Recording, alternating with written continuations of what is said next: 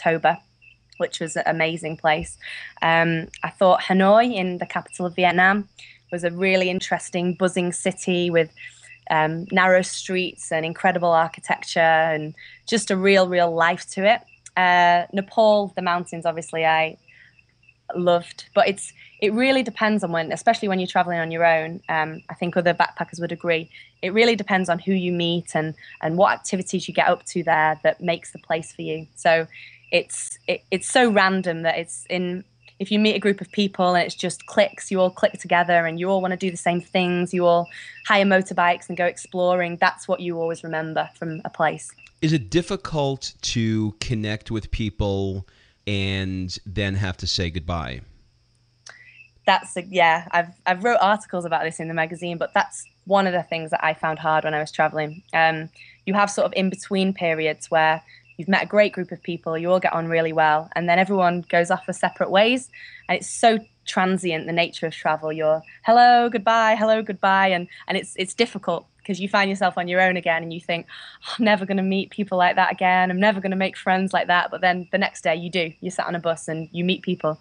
And it's just, I think that's it's a great thing about it, because it's like your millions of holidays and millions of lives sort of crammed into one time, and you meet people and you make friends with them so quickly and you learn so much about them in a week. You feel like you've known them forever, and then they move on. And I mean, you keep in touch, and I've kept in touch with travel friends, but I think you just need to embrace the transience of travel, because that's yeah, it's difficult. We travel all over the world as well, and when we bump into people, you make incredible, amazing friends, and you try and do the best you can to connect with them. Let's say on Facebook, and you do for a minute, but life goes on. Yeah. And you're in one country, they're in another, and it's tough to continue the relationship. I think at the beginning when you first start traveling, it's, oh, let's stay friends on Facebook, and your best intentions, and you're like collecting Facebook friends, and you're like, whoa. But I think once you've been traveling sort of 6 months, a year more, it's just it's someone who made your travel experience brilliant at the time, and they've got that and you've got that, and if you do meet again, it would be fantastic. But there's so many interesting people, and so many experiences people have when they're traveling. It's a shame to stick with sort of a group all the way around, because you end up not talking to people then.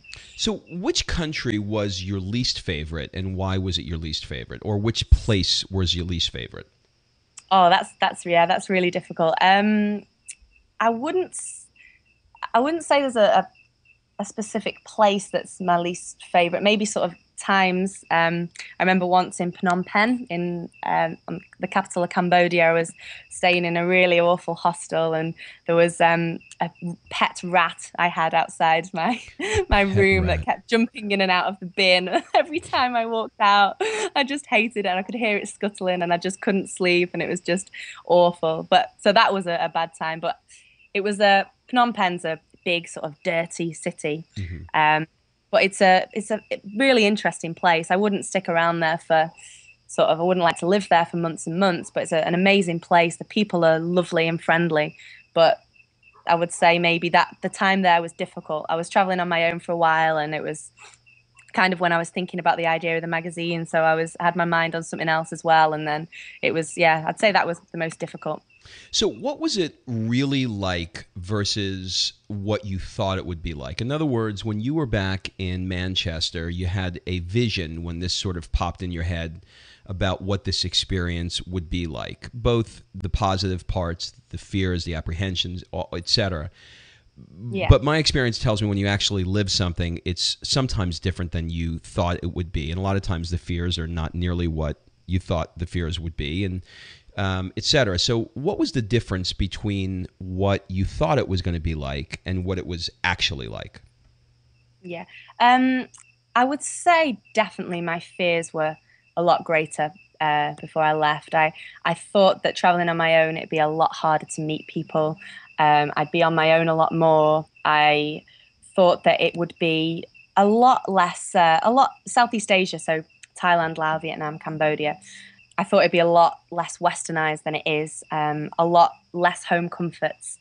you pack when you first pack your backpack, you pack everything for, jungle exploration. It's all your mosquito spray and your travel wash, and you make sure everything's there. And when you get here, you realize that you can buy everything. And if you lost your whole rucksack, you'd be completely fine. You can get everything here. But it's just the fear before you go of, oh my God, I'm leaving England. It's going to be completely, wild. But it's a different story. And you've always, pretty much any situation that happens to you, there's always people to help. There's always English speaking people that you can go to, or you can find a lot friendlier people. I think that people help you here so much more than they even would in Manchester at home. I feel a lot safer here than I did in Manchester. So what do you think about when you get on a train, or you pass an airport and you see, the girl coming off the plane, train, automobile with high heels and 17 pieces of luggage? When you see that girl, what do you... saw one of those today, actually. It was a girl coming from, I've just been in Koh Tao, which is the island close to Koh Phangan. And I've got my little bag, and she had a bright pink, huge suitcase that they were like, the Thai people were trying to get off the top of the tuk-tuk, and it was quite funny. But yeah, it's hysterical, right? We call those flash packers. Flash pack. Is that as in flashy? Just they don't like to sort of compromise on the home comforts. They like to bring all the mascara with them and things like that. That's so funny. That's flash packing. They like to stay in a bit nicer hostels and stuff. Yeah, which I do sometimes. I can see that you need a bit of luxury every now and again, but you need to earn your backpacker stripes first and go to some dirty hostels. So now you're out of the hostel world, and did you get an apartment, or where are you living, and what kind of setup do you have? I backpacked for 6 months properly traveling, and then I was living in Bangkok in an apartment with a housemate for a while, for about a year, and then I'm now living in Koh Phangan, which is an island down the south of Thailand. And it's very different. It's so if you could, my view now, it's like all the beach, and it's a really beautiful island. It's countryside, lots of beaches. There's quite westernized, so there's restaurants and things like that. But it's a bit more laid back. Well, a lot more laid back than Bangkok. Mm-hmm. Is Bangkok just over the top parties? Not all the time. It can be. Parties, yeah. There's a great expat community in Bangkok, so there's always someone arriving, someone leaving, someone's birthday, some party going on. It can be hard to. There's lots of networking events and things like that, so it can be hard to say, nope, I've got to do work tonight, I'm staying in, because there's always temptations. But it's a great city. It's a really vibrant, buzzing city with lots going on. I enjoyed my time. Tell us about the full moon party. Everybody has on their bucket list to attend a full moon party. What is it? It's funny you should say bucket list, actually, because have you heard of buckets in Thailand? No. Oh, right, okay. So buckets are what everybody drinks at the full moon party. It's like that's it's funny. A bucket full of like Coke and Coca-Cola, like whiskey and lots of alcohol and ice and things that people drink here. So it's funny you should say bucket list. Have you heard the term bucket list? Yeah, I have. Yeah. Okay. Yeah. Okay. But it's just it's every month here in Koh Phangan.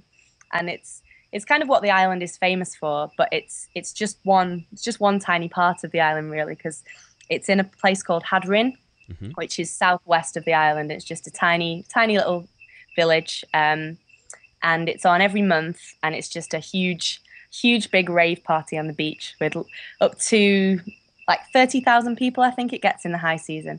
So it's a serious party. I've only been once. I live here now, and I don't even hear about it. The only thing that happens here is the beach the next day is completely empty, and I have it all to myself because everyone's hungover. So that's the only thing I hear of it now. But there's the full moon, there's the half moon party, there's the black moon, there's Shiva moon, there's so many moon parties now. Okay, so let me make sure that I get this right. So you've got 30,000 people that come down to the beach in a rave type setup. And for those of you that are old like me and have no idea what a rave is, a rave is, imagine 20-somethings with glow sticks in their hands, listening Yeah. to what I'll call techno music with a Yeah. high beats per minute kind of thing going. Yeah. Usually involves ecstasy and some other kind of drugs that are keeping people just pumping all night long. Did I get that close? Kind of. I mean, it's not as underground as people think it is. So there is a DJ playing The Killers and cheesy music and things. So it's like if you can do it however you want. There is a rave side of it where people have glow paint all over their bodies, and it's like they go till 6 o'clock in the morning. But if you just want to go with friends and have a couple of beers, you can do that as well. It's really it's overhyped a lot, the full moon party, and people say, "Oh my God, the full moon party!" But it's just a big party on the beach, and if you're in the good mood for a party, it's brilliant. If you're not, I wouldn't go. Interesting. Okay, that really helps. I've always wondered what that was like. Yeah. So we'll go from full moon parties to your parents. tell, Right. tell Oh me. my God, Tell, they've never been. no, I know. Tell me about your parents. You have one parent that's living in Thailand. Is that right? Yeah, yeah. How did that happen? Well, my dad actually, he came here first. I didn't follow him here. I was just traveling. I went to Nepal, and then my dad's been living in Thailand for a couple of years. He's retired here. He came on to Thailand on a golfing trip, Hmm. and then just loved it, fell in love with it, and wanted to stay.